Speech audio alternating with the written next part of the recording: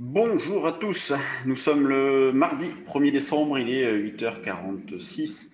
Donc les marchés vont ouvrir dans 14 minutes et des marchés qui sont en reprise déjà par rapport à leur cours d'hier soir. Donc le CAC a attendu autour des 5550 points, en hausse de 0,7% avec une clôture d'hier assez particulière puisqu'on a eu une baisse de 1% en un quart d'heure. Alors qui s'explique notamment par des ajustements probablement, ce sont des pistes, des ajustements de fin de mois. On pense aussi aux options mensuelles sur l'Eurostoxx. Donc, c'est des pistes à creuser avec un volume qui a considérablement augmenté. Plus de 4 milliards au fixing, donc c'est gigantesque. Habituellement, il s'en fait un, donc 4 fois plus. Des marchés qui restent toujours très fermes, assez calmes la plupart du temps, donc bon, hormis hier en fin de journée. Et hier en fin de journée, on a eu une nouvelle fois l'illustration de l'impact de la volatilité de la liquidité. Tout le monde va dans le même sens au même moment, donc quand il n'y a rien, ça va très vite. D'où cette baisse assez impressionnante.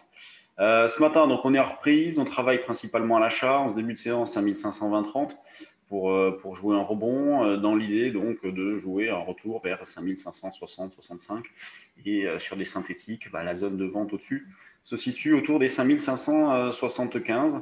Hier, séance plutôt calme, on a réussi à faire quand même quelques petits écarts. On avait déjà acheté un petit peu ici, revendu, j'avais vendu à 73, bon.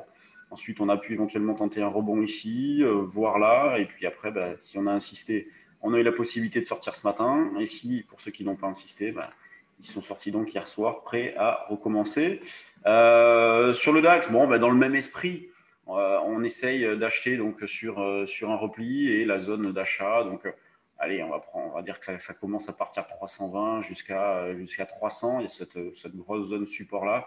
Et puis en dessous, si jamais on avait un marché qui se dégonflait un petit peu plus, autour de 280, il y a une zone support.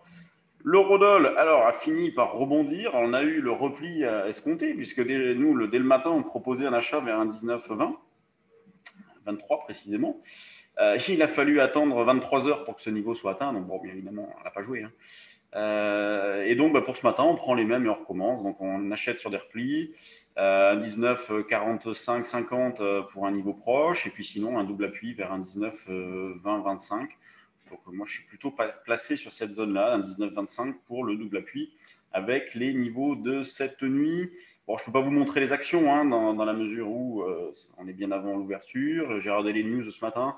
On surveillera Ipsen. Et donc hier soir, c'était la fin du mois de novembre, donc le mois un peu des bilans qui sont assez impressionnants, les variations que nous avons eues durant la période, avec des indices US qui ont fait leur meilleure performance depuis 87.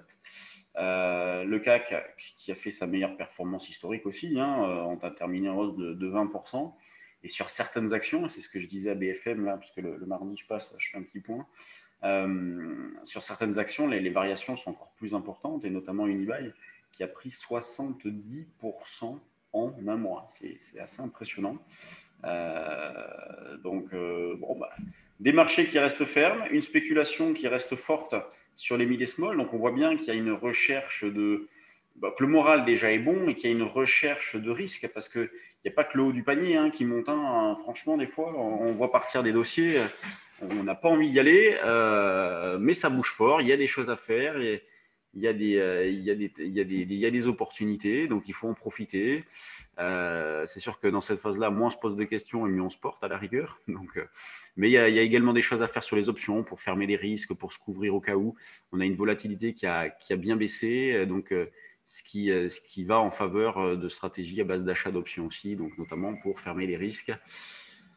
Bon, voilà ce qu'il y avait à dire. Là, je vous le fais plus tôt parce que aujourd'hui, on a encore la deuxième partie du stage de finance comportementale. Donc, bien appréhender les émotions dans le trading, les comprendre pour mieux s'en servir. C'est un peu l'objet de ce stage-là.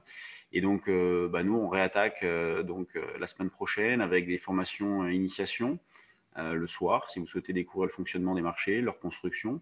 Et puis ensuite, on aura le day trading live jeudi prochain, donc pas celui-là, mais celui d'après, et notre formation Futur CAC 40. On se fait un mois de décembre assez light, Mais si vous avez de l'intérêt pour faire ou refaire ces stages-là, vous pouvez encore vous inscrire. Allez, je vous laisse. Bonne séance. Allez, placez à l'achat sur repli, sur les indices, on verra bien. Et on se retrouve demain.